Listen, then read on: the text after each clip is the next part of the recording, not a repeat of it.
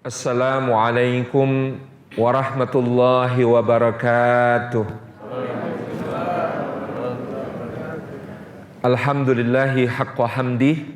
Alhamdulillahi hamdan katsiran tayyiban mubarakan fih. Nahmaduhu wa nasta'inuhu wa nastaghfiruhu wa nastahdihi wa natubu ilaih. Wa la na'budu illa iyyah wa natawakkalu alaih.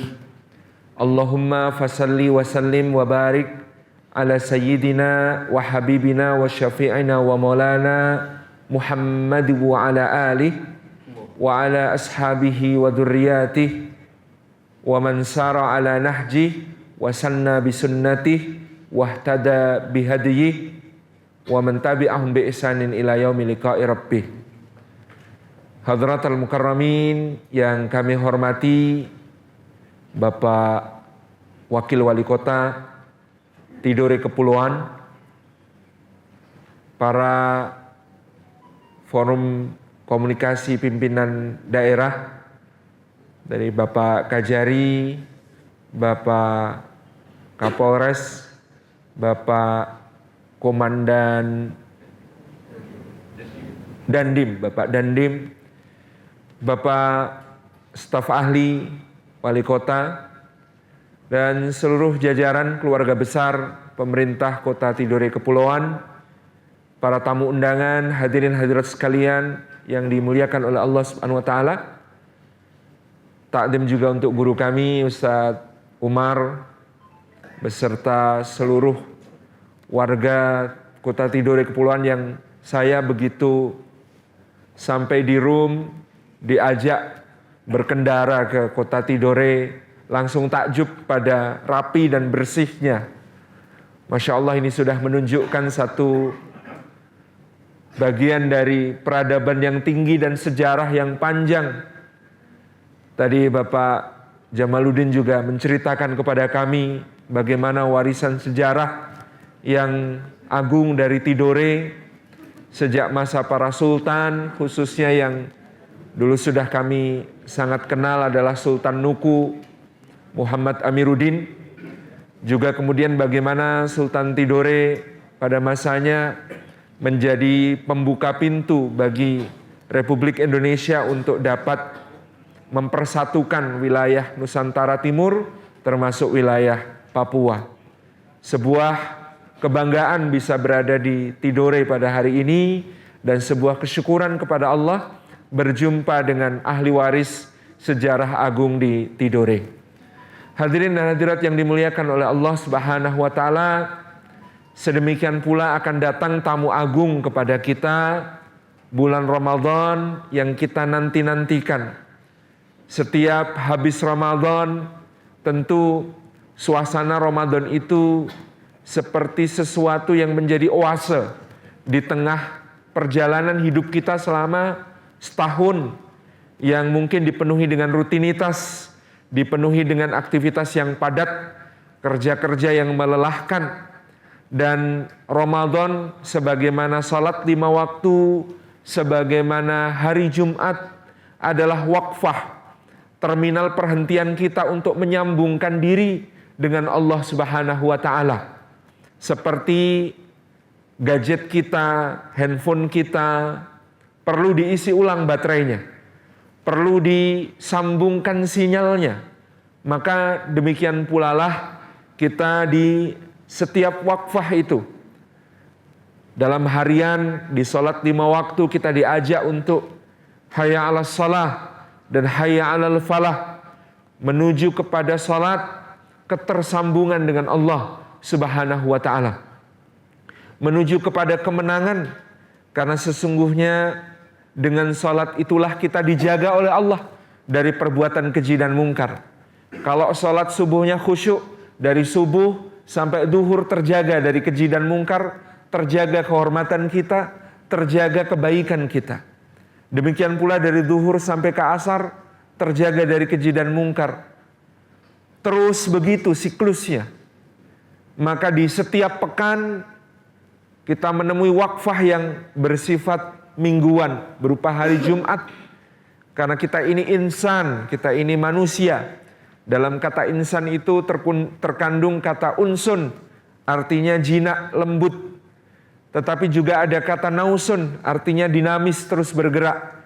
Dan ada kata nisyanun, artinya lupa.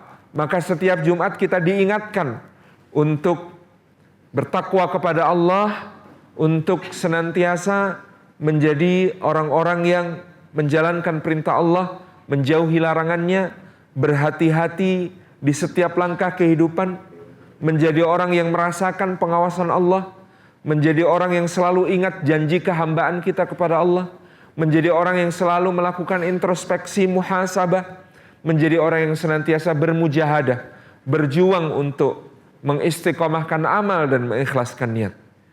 Dan kita menyongsong wakfah atau terminal perhentian tahunan, yaitu bulan Ramadan, yang memang begitu istimewa, diistimewakan untuk umatnya Rasulullah sallallahu alaihi wasallam. Nabi sallallahu alaihi wasallam mengatakan, Rajab syahrullah. Rajab itu bulannya Allah Subhanahu wa taala. Wa Sya'ban syahri, dan bulan Sya'ban itu adalah bulanku. Wa Ramadan syahru ummati, dan Ramadan adalah bulannya umat Rasulullah sallallahu alaihi wasallam. Pada masa risalah sebelum Rasulullah sallallahu alaihi wasallam dikenal 4 bulan mulia yang disebut arba'atun hurum. Yang menyendiri adalah Rajab, 3 yang lainnya sambung sinambung, yaitu Dzulqa'dah, Dzulhijjah, Muharram. Jadi Rajab, Dzulqa'dah, Dzulhijjah, Muharram disebut sebagai bulan mulia sejak zaman Nabi Adam alaihi salam sampai zaman Rasulullah Muhammad sallallahu alaihi wasallam.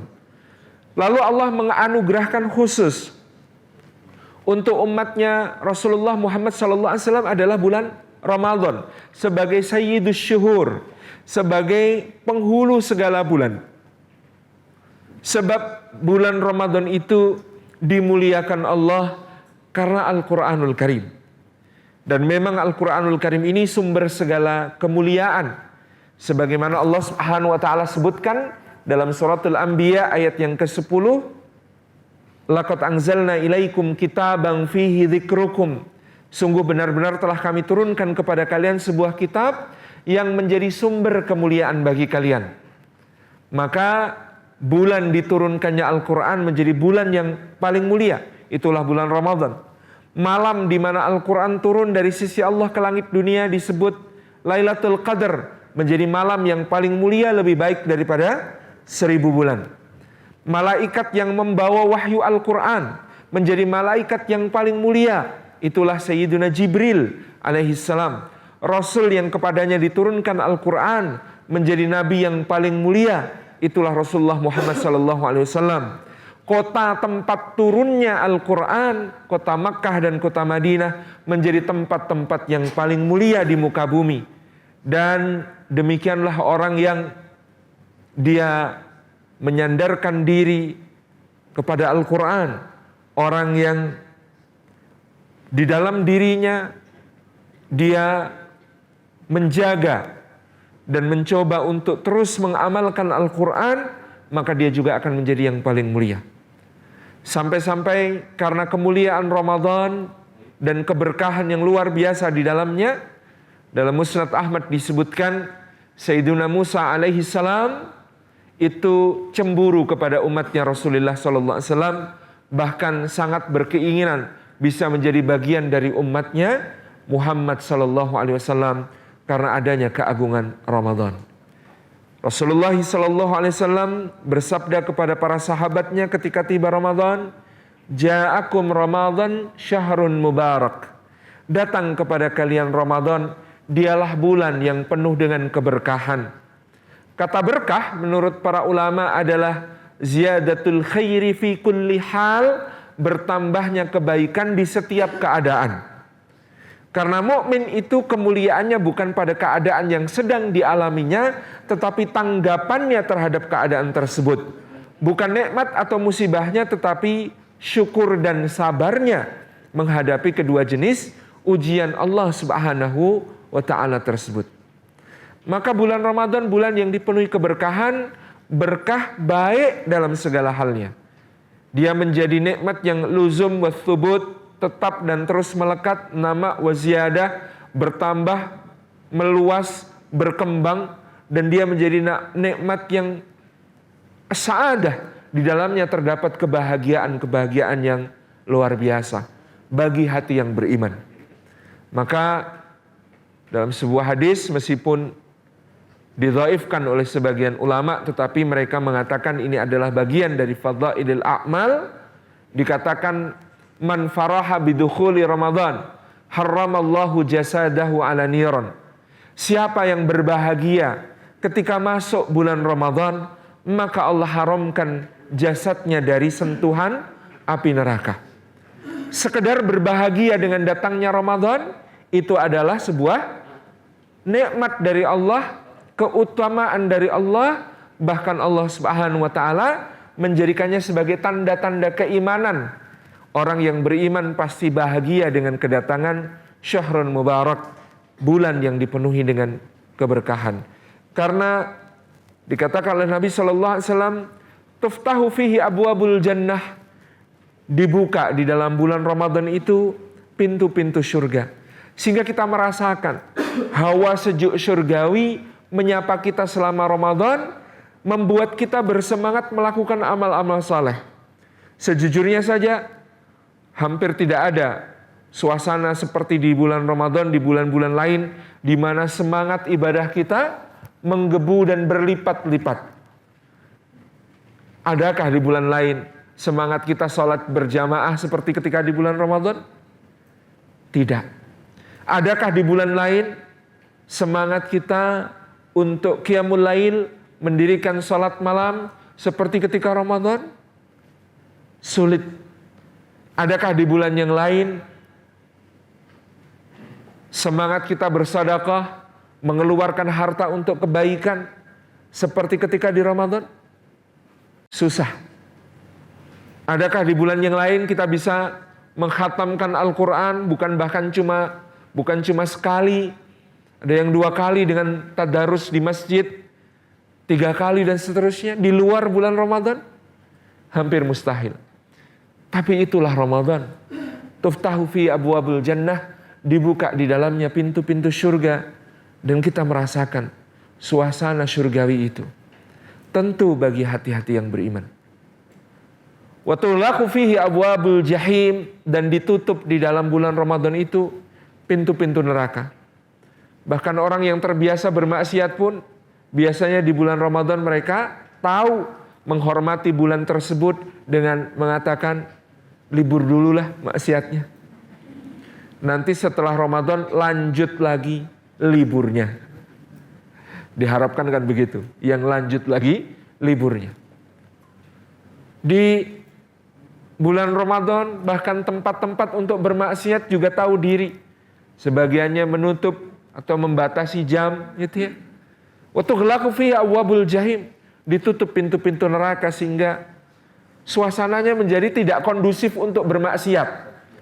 Suasananya menjadi tidak kondusif untuk melakukan kejahatan. Suasananya menjadi tidak kondusif untuk melakukan keburukan. Wa tughallu fihi asyayatin, dan bahkan Allah membelenggu syaitan-syaitan di bulan Ramadan itu. Ada yang merasa terbelenggu? Jangan ya. Jangan sampai justru masuk Ramadan kita merasa terbelenggu. Karena kalau masuk Ramadan kita merasa terbelenggu, khawatirnya itu berarti ada tanda sifat syaitaniah di dalam diri kita. Maka kalau soal takbiran malam raya Idul Fitri, itu kita berbahagia. Tapi ya berbahagianya jangan berlebihan seperti bahagianya orang yang lepas dari belenggu gitu ya. Karena di malam Idul Fitri itu yang lepas dari belenggu adalah setan-setan, merdeka lagi, bisa menggoda lagi. Sehingga Ramadan ketika setan-setan dibelenggu itu sekaligus menjadi muhasabah kita. Kira-kira hawa nafsu kita itu seperti apa? Kalau di luar bulan Ramadan kita melakukan keburukan, bermaksiat, berdosa, kita bisa menyalahkan setan. Wah, gara-gara setan ini. Tapi ternyata di Ramadan, na'udzubillah min dalik, semangat bermaksiatnya masih menggebu, keinginan berbuat buruknya masih kuat ya. Jangan-jangan selama ini kita memfitnah setan gitu. Ternyata kata setan, jangan suka memfitnah ya. Saya menggoda, tapi situ nggak usah digoda aja, sudah terjerumus sendiri gitu. Ya, di bulan Ramadan kita bisa berkaca, bisa bermuhasabah untuk melihat seperti apa diri kita, aslinya itu seperti apa. Tanpa faktor eksternal berupa setan, seperti apa keadaan hati kita, keadaan hawa nafsu kita.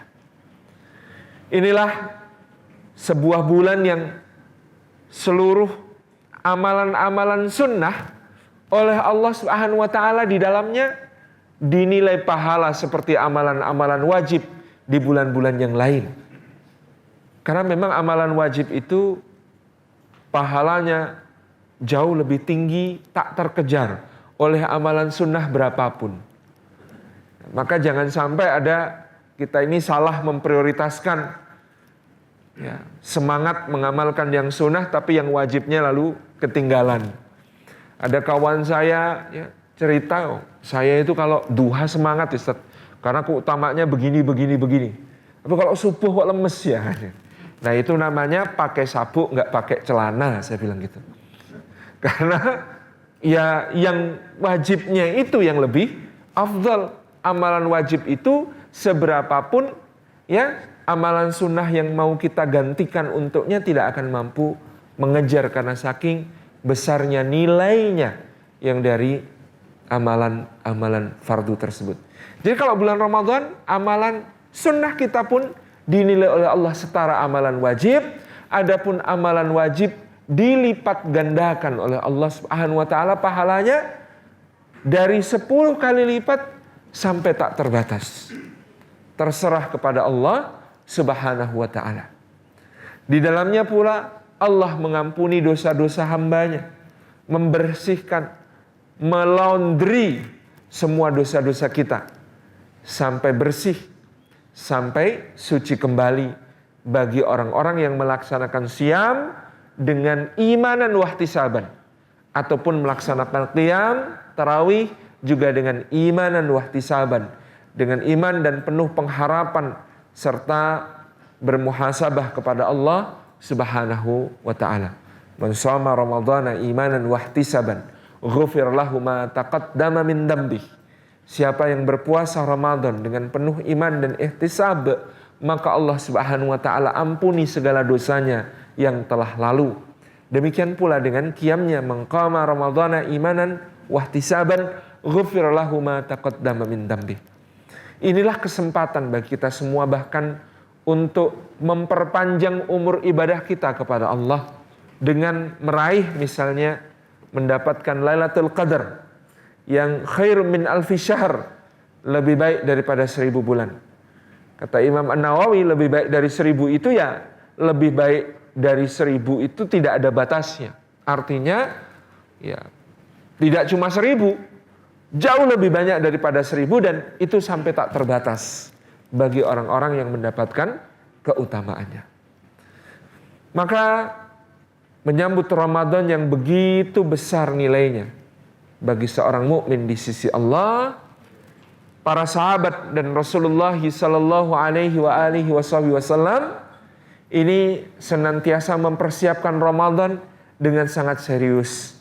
Bahkan dikatakan oleh sebagian ulama, para sahabat Nabi sallallahu alaihi wasallam ya dalam 6 bulan seba'da Ramadan telah menjaga nilai-nilai Ramadan yang mereka dapatkan itu, nilai-nilai ketakwaan itu. Lalu di 6 bulan berikutnya mereka telah berharap-harap dan mempersiapkan diri untuk menyambut Ramadan yang berikutnya.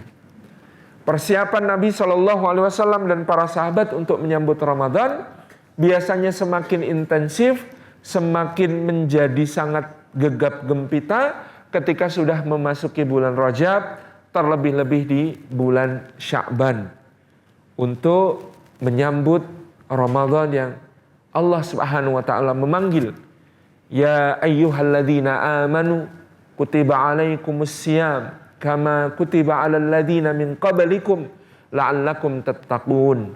Jika ini dilihat sebagai sebuah sistem, Bapak Ibu yang dirahmati Allah, ada input, ada proses, ada output.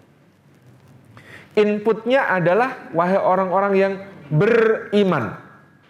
Prosesnya adalah diwajibkan atas kalian berpuasa sebagaimana diwajibkan atas orang-orang sebelum kalian. Outputnya adalah la'allakum tattaqun, supaya kalian semua bertakwa. Ada 3 ber di sini. Beriman, berpuasa, bertakwa. Input, proses, output. Pertanyaannya Ustaz, setelah mungkin di antara Bapak Ibu melewati 20 kali Ramadan dalam hidupnya, 30 kali Ramadan, 40 kali Ramadan, mungkin ada yang sudah 50 kali Ramadan. Sudah sampai sejauh apa output yang kita dapatkan? Seberapa kadar ketakwaan yang bisa kita banggakan di hadapan Allah Subhanahu wa taala setelah digembleng oleh Ramadan yang berulang-ulang di setiap langkah kehidupan kita bertahun-tahun ini. 20 Ramadan, 30 Ramadan, 40 Ramadan, 50 Ramadan. Seberapa kadar ketakwaan? Sedangkan kadar ketakwaan itu adalah kadar kemuliaan di sisi Allah. Karena Allah mengatakan, inna akramakum indallahi atqakum. Sesungguhnya yang paling mulia di antara kalian di sisi Allah adalah yang paling bertakwa. Alhamdulillah, kalau kemudian justru kami dan Bapak Ibu sekalian merasa kita justru masih jauh dari takwa. Masih belum memenuhi harapan dari takwa. Belum sampai kepada makna hakiki takwa. Artinya kita hari ini bersiap-siap untuk betul-betul memanfaatkan Ramadan esok dengan sebaik-baiknya. Artinya kita punya kesadaran bahwa 30, 40, 50 Ramadan yang kita lewati masih belum menjadi hal yang dapat kita banggakan di hadapan Allah. Sehingga Ramadan ini adalah kesempatan dari Allah untuk kita betul-betul mengisinya dengan yang paling maksimal dari apa yang bisa kita upayakan. Kalau output error, Ustaz, itu kemungkinan 3. Kenapa kok output error? 1, karena inputnya error meskipun prosesnya sahih. Yang kedua, bisa jadi inputnya sahih, prosesnya error. Yang ketiga, inputnya error, prosesnya error. Jadi di mana yang bermasalah dari kita? Apakah di imannya, ataukah di puasanya, atau di dua-duanya? Nah, maka karena dia dimulai dengan kata-kata ya ayyuhalladzina amanu, wahai orang-orang yang beriman. Dulu candaannya anak-anak SD yang tidak beriman tidak hai. Kalau kita dipanggil wahai orang-orang beriman, betulkah kita sudah beriman dan betulkah kita sudah merasa terpanggil oleh Allah Subhanahu wa taala dengan panggilan tersebut? Saya sering menceritakan kisah ini pada suatu ketika sekitar tahun 2009 atau 2010. Saya terbang dari Yogyakarta ke Jakarta petang hari, lalu malamnya ada pertemuan dan rapat dengan beberapa rekan di Jakarta, itu sampai lewat tengah malam. Sementara pagi-pagi saya harus terbang dari Jakarta ke Banjarmasin untuk satu acara. Malam itu saya menuju ke bandara menjelang subuh, lalu kemudian check-in, dan setelah check-in, sholat dan lain sebagainya menuju ke ruang tunggu. Karena memang kelelahan dari hari sebelumnya di ruang tunggu itu terkantuk-kantuk. Nah, ketika di ruang tunggu terkantuk-kantuk, sudah pegang boarding pass mau menuju ke Banjarmasin dan sudah duduk di ruang tunggu yang tepat. Tiba-tiba telinga saya mendengar sebuah pengumuman kepada para penumpang pesawat Garuda dengan nomor penerbangan GA200 tujuan Yogyakarta, dipersilahkan naik ke pesawat melalui pintu F sekian. Dulu masih di terminal 2F itu. Nah, mendengar kata Yogyakarta, saya langsung tergeriap bangun dan merasa ini salah gate. Lalu saya berlari ke arah pengumuman itu. Di situ saya ikut antrian. Kemudian begitu tiba, saya menyerahkan boarding pass kepada petugas boarding. Petugas boarding baca boarding pass, saya heran. Loh, Bapak mau kemana? Ketika ditanya, loh Bapak mau kemana? Itulah baru saya tersadar. Ah iya Mas, saya mau ke Banjarmasin. Oh Bapak salah, ini gate untuk yang ke Jogja, bukan yang ke Banjarmasin. Oh iya Mas, mohon maaf. Lalu saya kemudian mengambil boarding pass saya, kembali ke tempat ruang tunggu yang tadi. Pertanyaannya kenapa wong saya jelas-jelas mau ke Banjarmasin, pegang boarding pass ke Banjarmasin, tapi lari ketika ada pengumuman tadi. Rupanya di alam bawah sadar saya sangat merasa sebagai orang Jogja. Sehingga ada pengumuman kepada penumpang, tujuan Yogyakarta, saya langsung bergerak berlari ke sana. Pertanyaannya, ketika Allah Subhanahu wa taala memanggil kita, ya ayyuhalladzina amanu, wahai orang-orang yang beriman, apakah dalam hati kita merasa saya? Ketika Allah memanggil kita, ya ayyuhalladzina amanu, apakah kemudian kita bergegas menyambut saya? Karena itulah tanda yang paling mudah untuk mengenali apakah input kita sahih atau tidak, yaitu iman. Di dalam Al-Quranul Karim Allah memanggil ya ayyuhalladzina amanu, wahai orang-orang yang beriman, ditambah dengan ya ayyuhal mu'minun, wahai orang-orang beriman. Itu total menurut Syekh Abu Bakar Jabir Al-Jazairi 92 kali. Beliau mengumpulkan ayat-ayat ya ayyuhalladzina amanu itu dalam sebuah kitab yang diberi judul Nida'atur Rahman li Ahlil Iman. Panggilan-panggilan Allah yang Maha Pengasih untuk hamba-hamba yang beriman. Nah, salah satu panggilan yang paling terkenal itu adalah panggilan ya ayyuhalladzina amanu kutiba alaikumussyam. Nah, pada yang paling terkenal ini, apakah kita punya perasaan saya?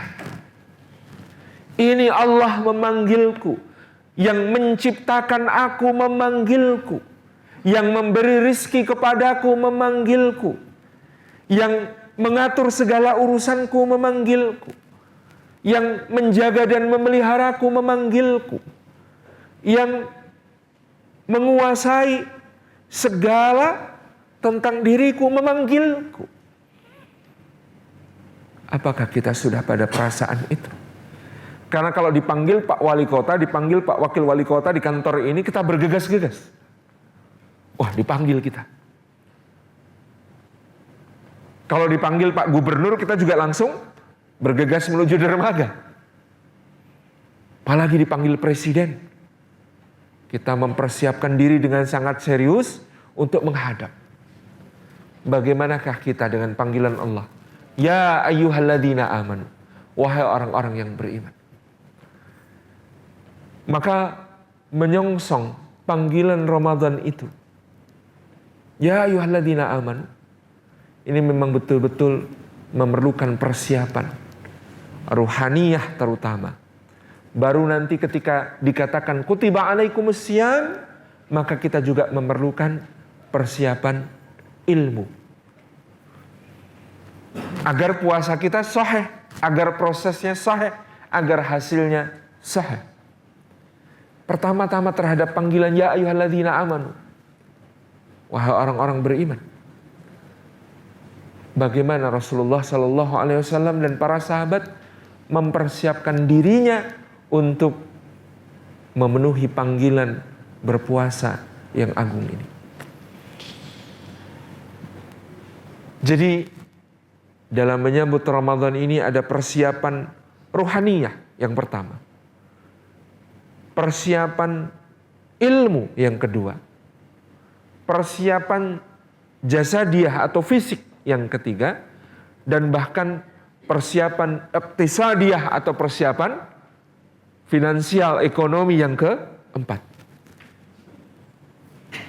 Yang pertama, persiapan ruhaniyah. Bagaimana Rasulullah SAW dan para sahabatnya mencontohkan untuk kita persiapan ruhaniyah tadi. Yang pertama, dari persiapan ruhaniyah Rasulullah SAW adalah karena kita merasa tidak akan mampu untuk mengisi Ramadan dengan sebaik-baiknya kecuali dengan pertolongan Allah, maka kita dituntunkan untuk banyak-banyak berdoa kepada Allah. Berdoa memohon agar dipertemukan dengan Ramadan, disampaikan kepada Ramadan, mendapatkan taufik di bulan Ramadan untuk mengisinya dengan amal-amal saleh, dengan bimbingan Allah. Inilah hakikat kehambaan kita. Kita merasa bahwa hanya dengan pertolongan Allah pula lah kita akan mampu untuk melaksanakan ketaatan. Iyyaka na'budu wa iyyaka nasta'in. Kepadamu ya Allah kami beribadah, dan kami kepadamu pula mohon pertolongan, terutama mohon pertolongan untuk mampu beribadah kepadamu. Sehingga kalau adzan hayya 'alas shalah atau hayya 'alal falah, ada panggilan seperti itu, jawaban kita bukan saya, tetapi jawaban kita adalah la haula wala quwwata illa billah. Kita tahu bahkan ketika dipanggil untuk salat itu tidak ada daya dan kekuatan kecuali dengan pertolongan Allah. Kita nggak mungkin subuh-subuh mampu mendengar adzan kalau bukan pertolongan Allah. Kita nggak mungkin lalu kuat untuk bangkit dan bangun kalau bukan karena pertolongan Allah. Kita tidak mungkin mampu melangkah ke tempat wudhu kalau bukan dengan pertolongan Allah. Muter keran saja kita tidak akan bisa kalau bukan karena pertolongan Allah Subhanahu wa taala. Kerannya mengalir airnya juga karena pertolongan Allah. Memakai pakaian dengan pertolongan, semua dengan pertolongan Allah. Maka demikian pula menyongsong Ramadan, kita yakin bahwa ini semua hanya bisa dilewati dengan pertolongan Allah. Bahkan kita tidak tahu apakah kita masih akan berjumpa Ramadan yang tinggal kurang lebih sepekan ini, karena kita tidak tahu umur kita sampai atau tidak. Maka dulu disebutkan para sahabat bahkan sejak bulan Rajab berdoa kepada Allah, Allahumma barik lana fi Rajab wa Sya'ban wa ballighna Ramadan. Ya Allah, berkahi kami di bulan Rajab dan Sya'ban dan sampaikan kami ke bulan Ramadan. Kalau sudah Sya'ban ya Allahumma barik lana fi Sya'bana wa ballighna Ramadan. Ya Allah, berkahi kami di bulan Sya'ban dan sampaikan kami kepada bulan Ramadan. Rasulullah SAW sendiri mengajarkan doa kepada para sahabat, Allahumma salimna li Ramadan wa salim Ramadana lana wa tasallamhu minna mutaqabbala. Ya Allah, selamatkan kami supaya bisa ketemu Ramadan, dan selamatkan Ramadan supaya bisa ketemu kami, dan terimalah dari kami amal-amal yang kami akan lakukan di dalamnya. Jadi ini kesadaran penting bahwa kita tidak mungkin punya daya, kekuatan kecuali dengan pertolongan Allah Subhanahu wa ta'ala. Dan ini adalah jalan kehambaan yang indah.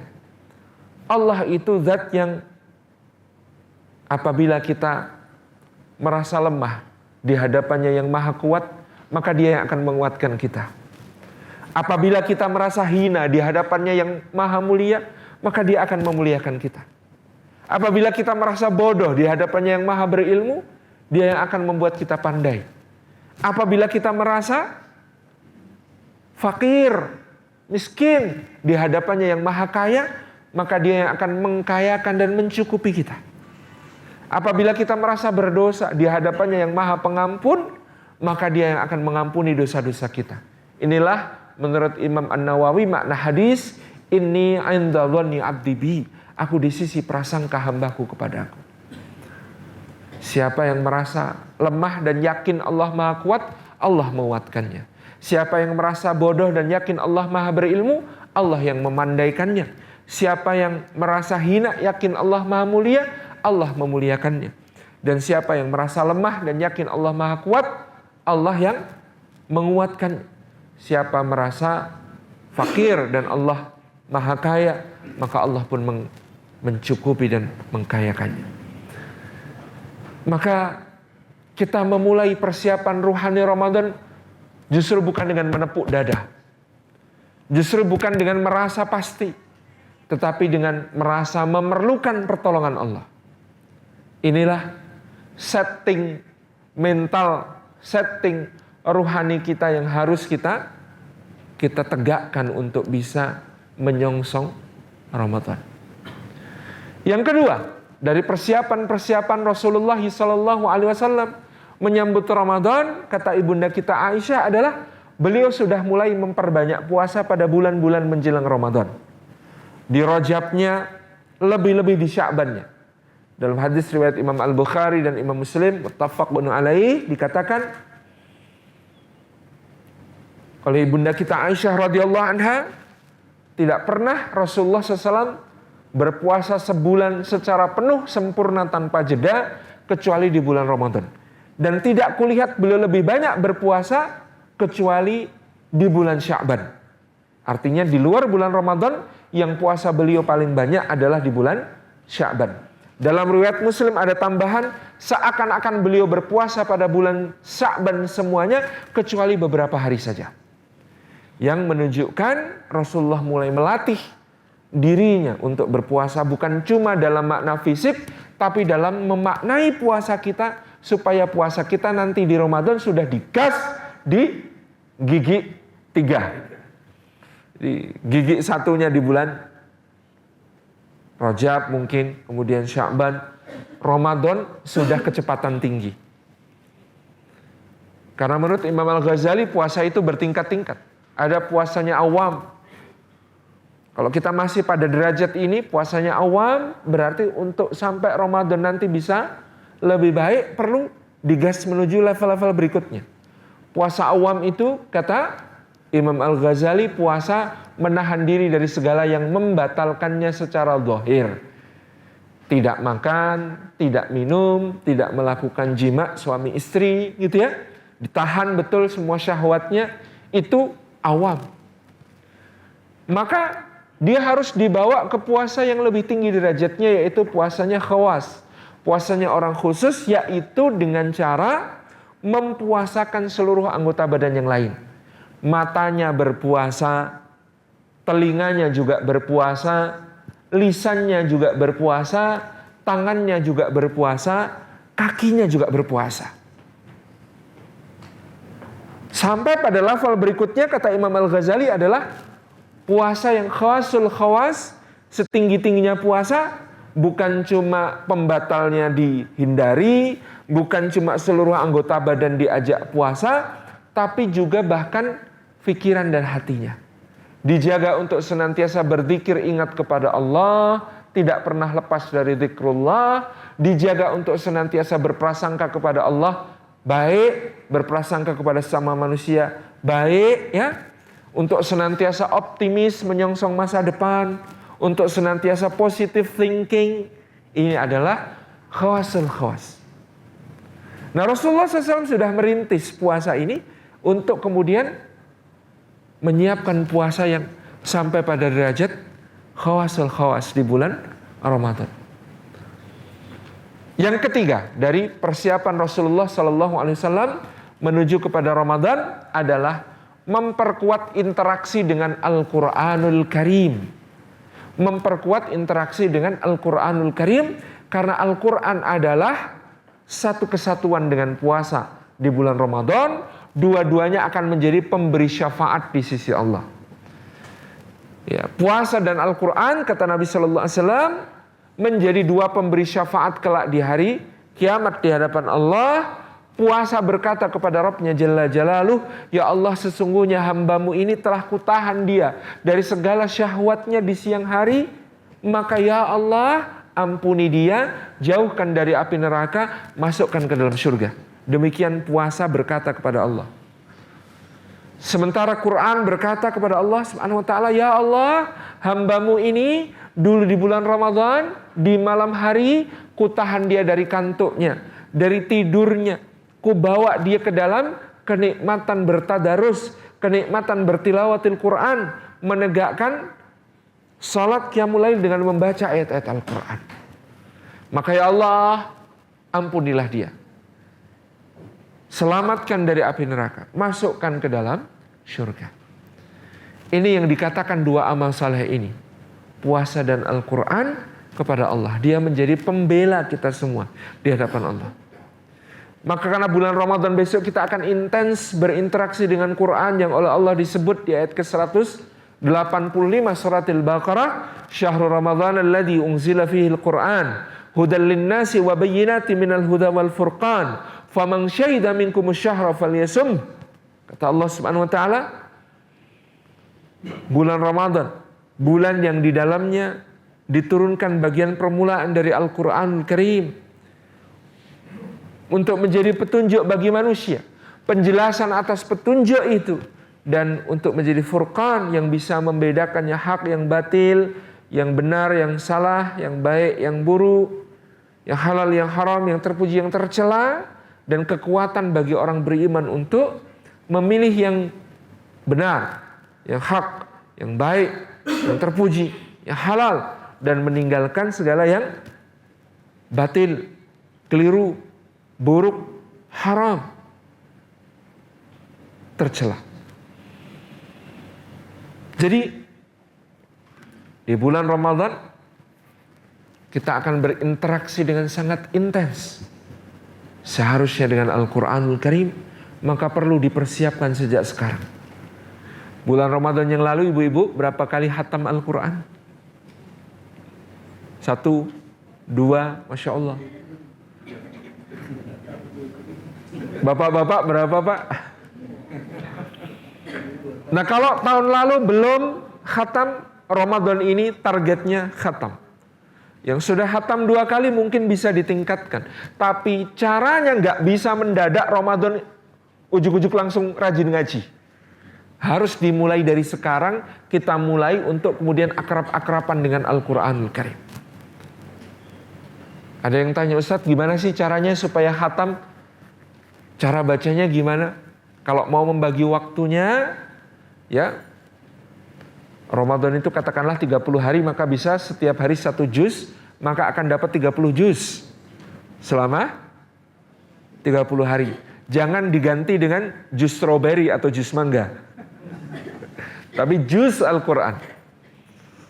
1 juz itu dalam Rasm Khattat Usman Taha itu 20 halaman. 20 halaman. Artinya kalau mau dibagi tiap sholat 5 waktu, itu setiap sholat 5 waktu baca 4 halaman. Bisa 2 sebelum, 2 sesudah, 1 sebelum, 3 sesudah, atau terserah membaginya seperti apa. Tapi Ustadz kalau maghrib tak sempat. Buka puasa, nyiapin buka puasanya, nemenin buka puasa, acara buka puasa bersama.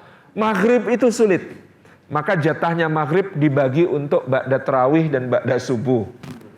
Ya, ba'da subuh atau dan juga sebelum subuh, ya itu 6 pokoknya. Mau 3-3, mau 2-4 boleh. Duhur 4, asar 4. Maghrib blank tadi ya karena sibuk nyiapin buka puasa. Nah, ba'da sholat tarawih tinggal sisa 6. Maka insya Allah akan khatam.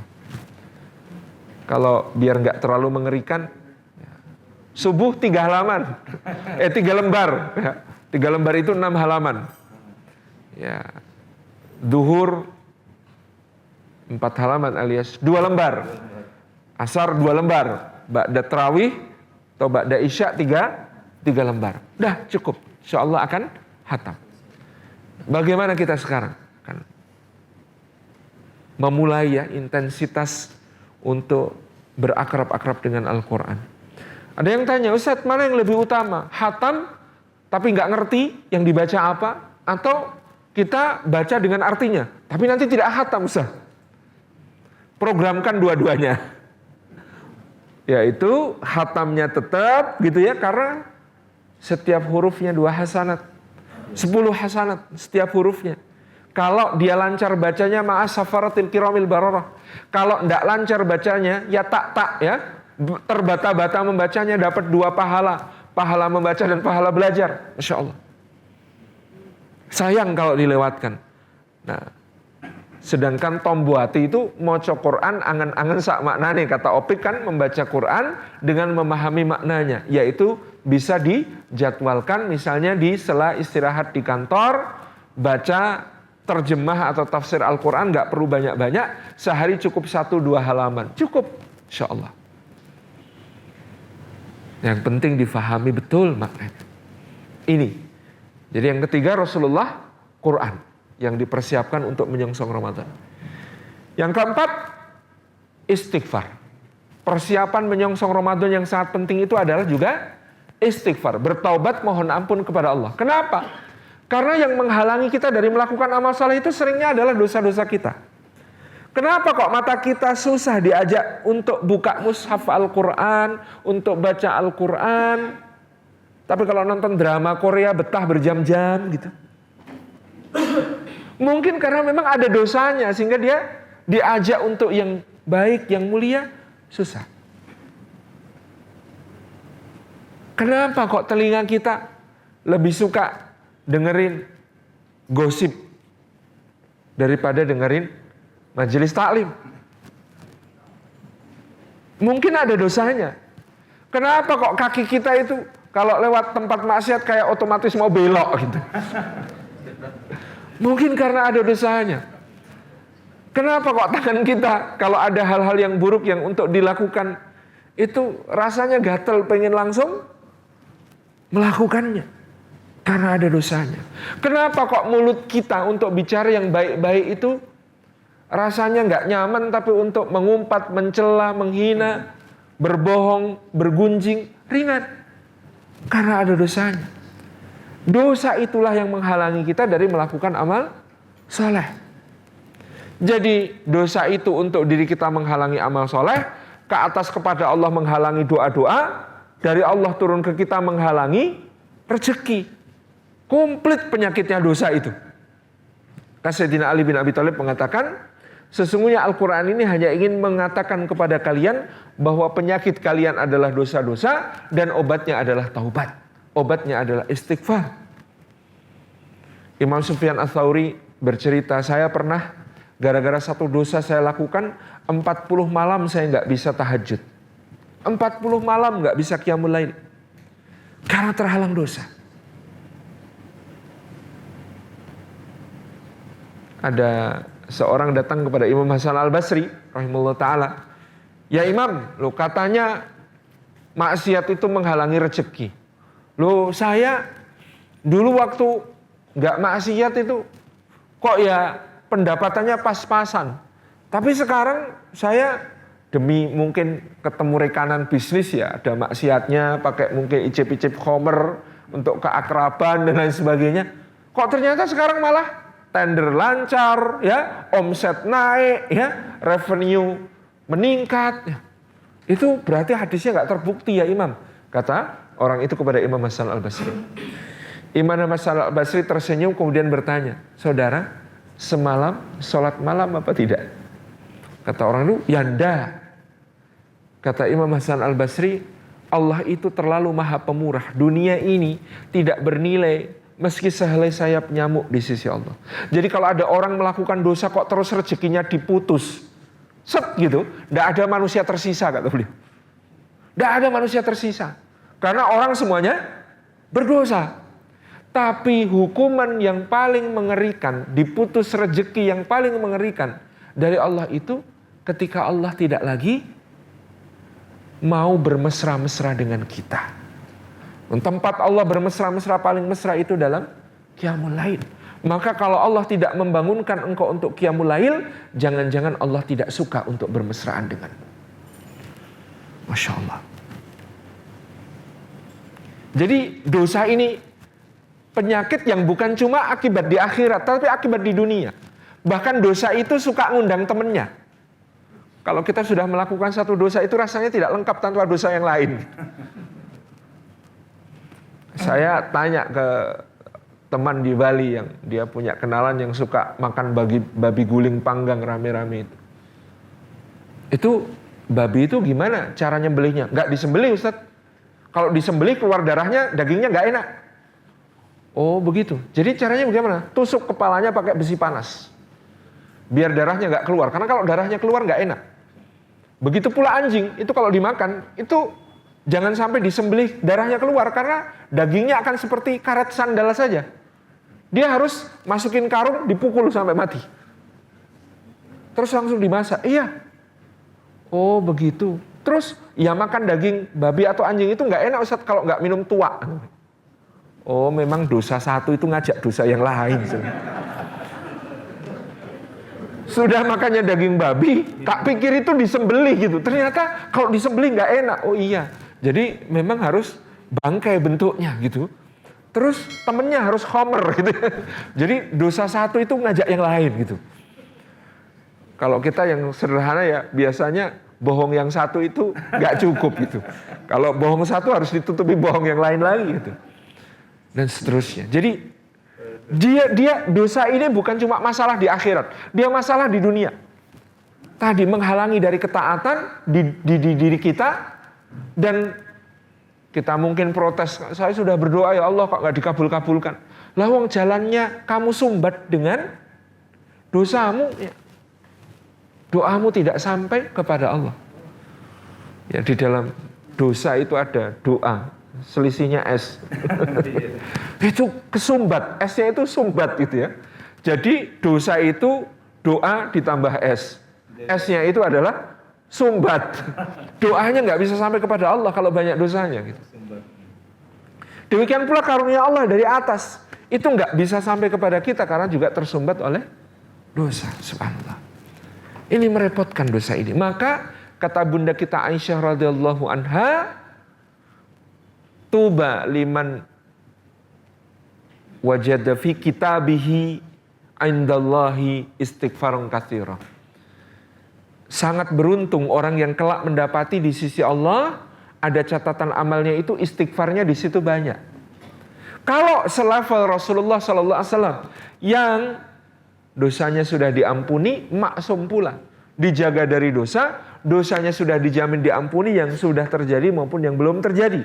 Itu beliau mengatakan fa ini atubu ilallahi kulla yaumin mi'ata marrah. Aku bertobat kepada Allah, mohon ampun itu sehari semalam 100 kali. Atau dalam riwayatnya 70 kali. Maka bagaimana dengan kita? Dan kita ini habis sholat langsung istighfar. Kalau langsung habis ibadah saja istighfar, apalagi habis berdosa kan itu. Kita ini habis beribadah saja tuntunannya untuk langsung istighfar, apalagi habis melakukan dosa, subhanallah. Dan kata Imam Ibnu Rajab Al-Hambali, ini rumus penting untuk kita. Kalau kamu tidak sanggup bersaing dengan orang-orang soleh dalam amal-amalnya, maka berlomba-lombalah dengan para pendosa dalam istighfarnya. Kalau kamu tidak bisa bersaing dengan orang-orang soleh dalam amal-amalnya, maka berlombalah dengan para pendosa, tapi bukan dalam dosanya, dalam istighfarnya, dalam mohon ampunnya kepada Allah SWT. Melazimkan istighfar. Ini sambutan yang sangat penting untuk Ramadan. Loh, katanya setelah Ramadan diampuni dosa-dosa. Loh, kalau sudah bersih, terus nanti Ramadan dibersihkan ulang oleh Allah, itu sebersih-bersihnya bersih, maka yang bersih itu menjadi tempat penampungan terbaik untuk segala rahmat Allah, ridha Allah, karunia Allah. Ini yang keempat. Yang kelima, 1 doa, 2 puasa, 3 Quran, 4 istighfar. Yang kelima, persiapan Rasulullah SAW dan para sahabat untuk menyambut Ramadan adalah memaafkan sesama. Bahkan dimulai sejak nisfu Sya'ban. Karena nisfu Sya'ban itu ada hadis sahih tentang nisfu Sya'ban.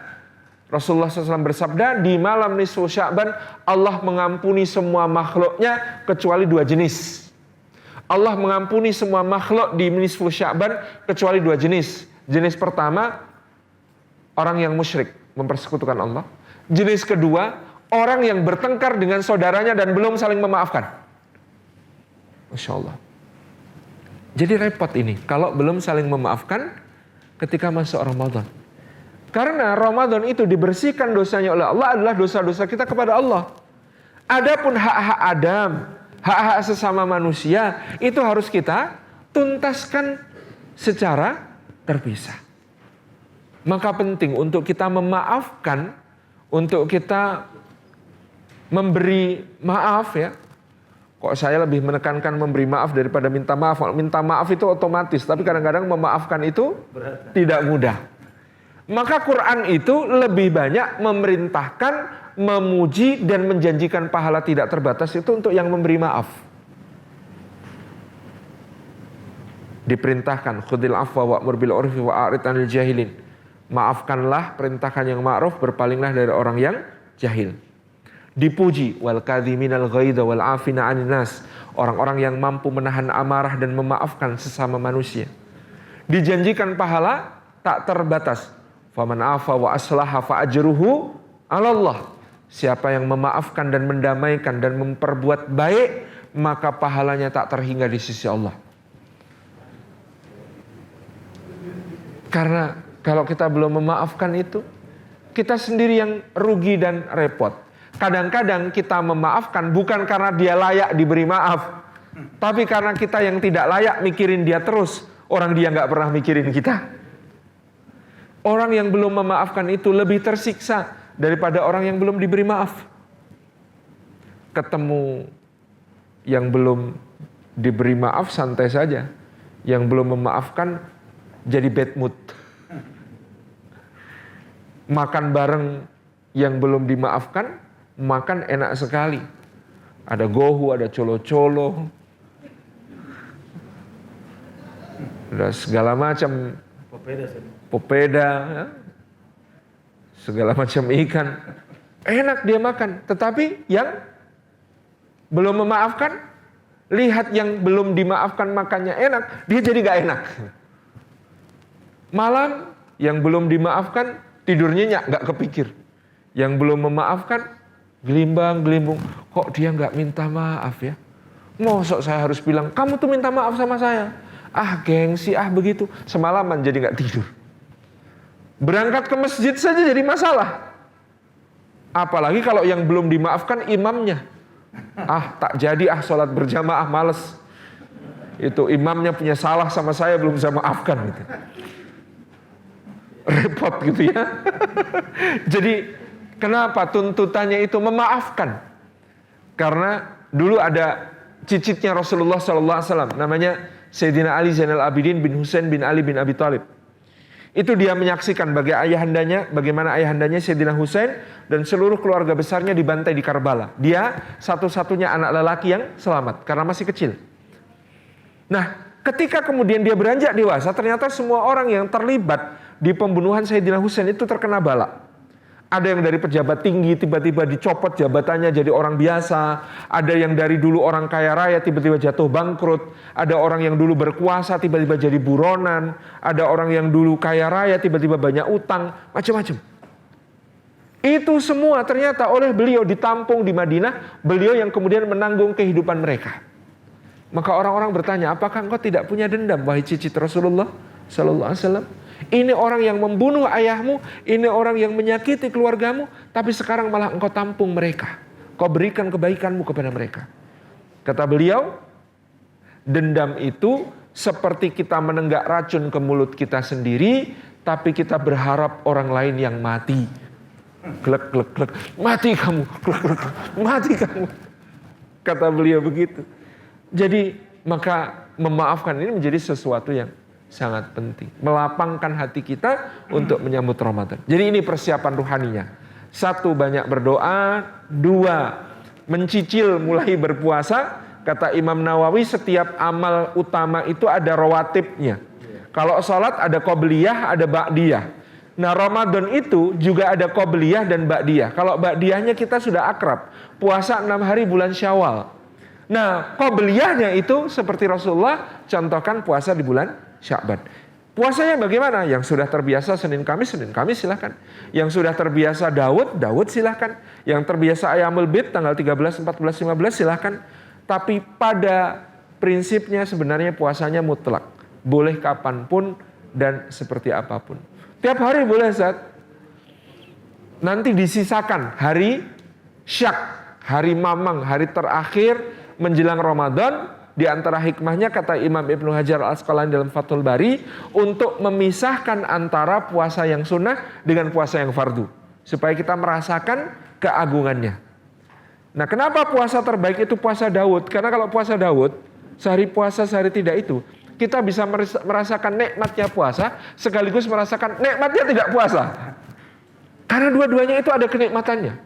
Berpuasa itu ada kenikmatannya. Tapi lama-lama kalau kita puasanya terus-menerus, kenikmatannya itu bisa menjadi mengeraskan hati, menghilang perlahan-lahan, jadi merasa beban.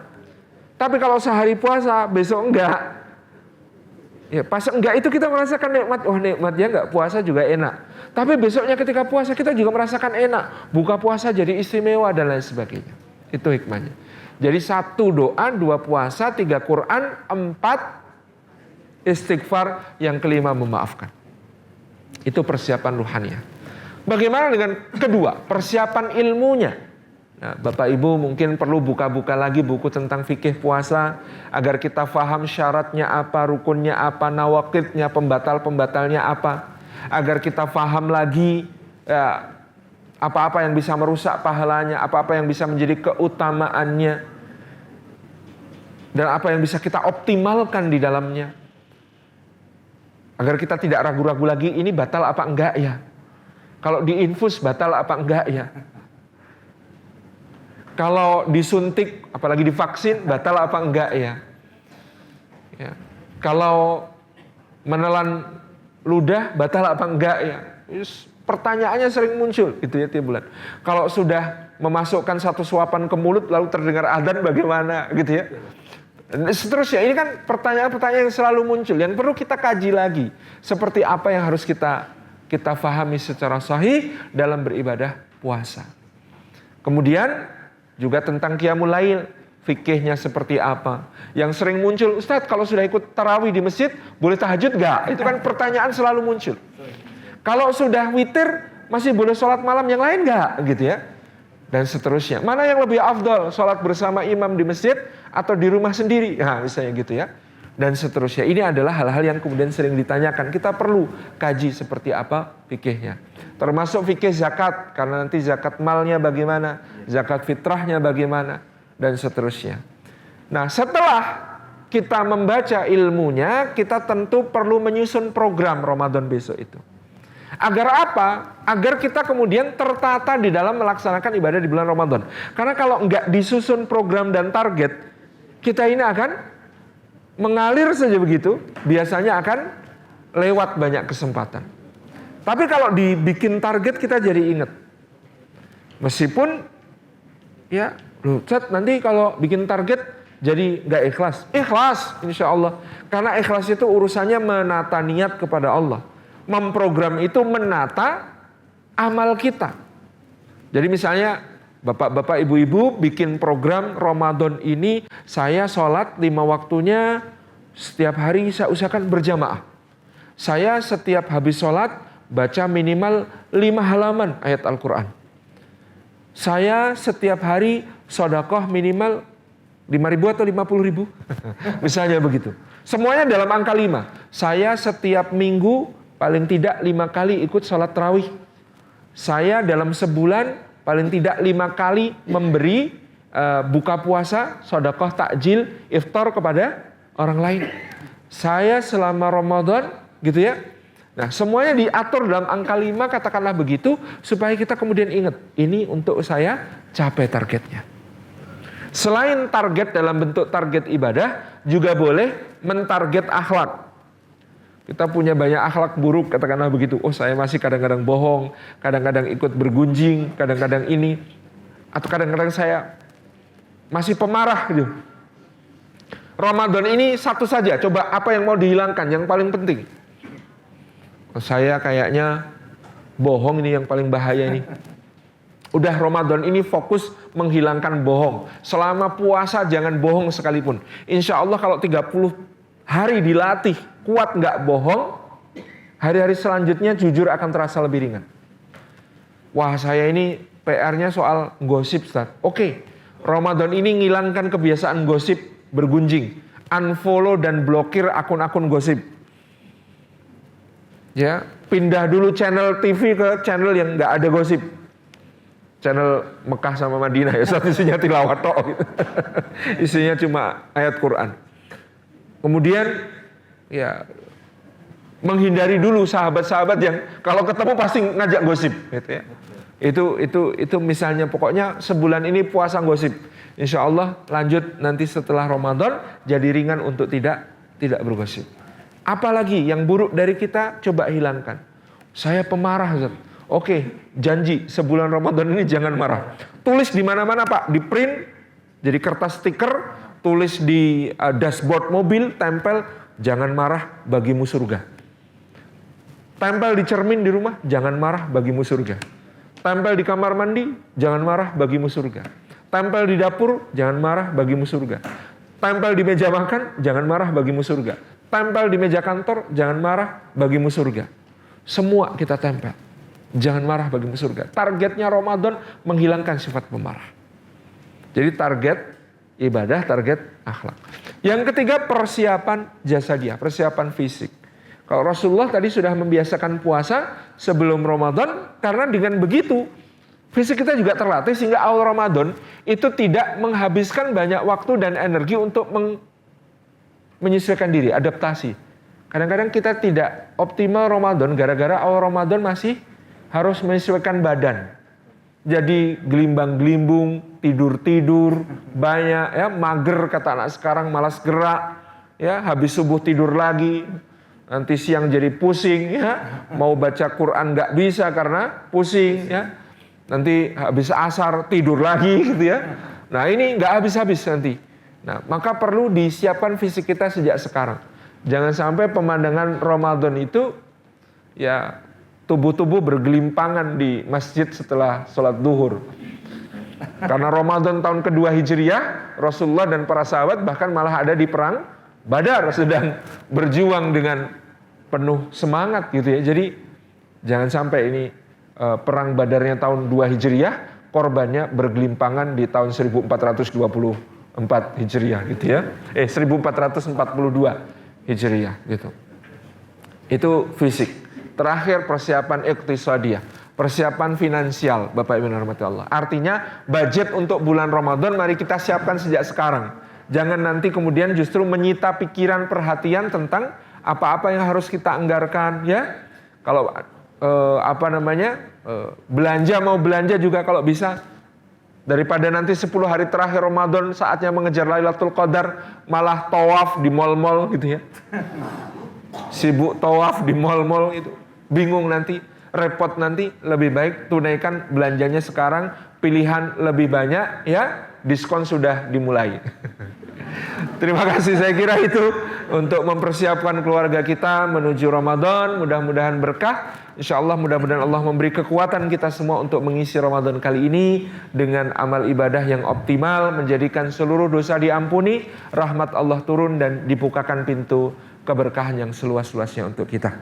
Wassalamualaikum warahmatullahi wabarakatuh.